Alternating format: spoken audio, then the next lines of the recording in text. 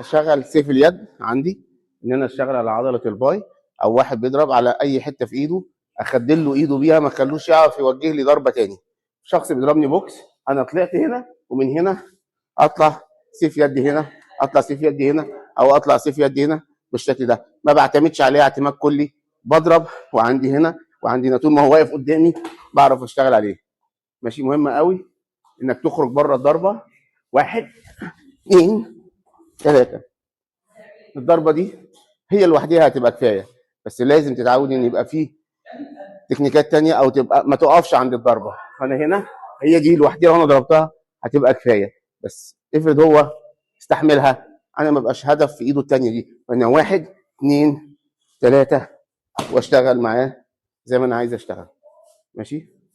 اصد الايد، اعيش 1 2 او 2 او 2 هنا هنا هنا هنا بالشكل ده. عايز اضرب، عايز اضرب، عايز اضرب، عايز اضرب، عايز اشتغل، هيبقى بالشكل ده.